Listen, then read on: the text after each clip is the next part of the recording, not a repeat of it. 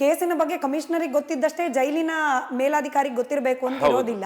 But ಇವಾಗ ಇಬ್ರು ಒಬ್ಬರೇ ಆಗಿರೋದ್ರಿಂದ ಅದೇ ನೋಡಿ, ಅದು ಅವರ ನನ್ನ ಪ್ರಕಾರ ದರ್ಶನ್ದು ಮೈನಸ್ ಪಾಯಿಂಟ್ ಅದು. ಪಾಪ ಕಾಕತಾಳೀಯವಾಗಿ ಅವ್ರಿಗೆ ಅದರಿಂದ ಇದೇ ಆಗಿದೆ, ತೊಂದರೆನೇ ಆಗ್ತಾ ಇದೆ.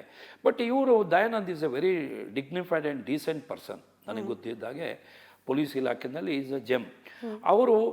ಆಮೇಲೆ ಇನ್ನು ನನಗೂ ಅನಿಸುತ್ತೆ ಸಣ್ಣ ಪುಟ್ಟದನ್ನು ಇವರು ಮಾಡಿರ್ತಾರೆ, ಬಟ್ ಏನಾಗಿದೆ ಇದು ಒಂದು ಕೋರ್ಟ್ನಲ್ಲಿ ಪುಷ್ ಮಾಡ್ತಾ ಇದ್ದಾರಾ ಅಂತ ಅನಿಸ್ತಾ ಇದೆ ನನಗೆ ನೋಡುವಾಗ ಇದನ್ನು.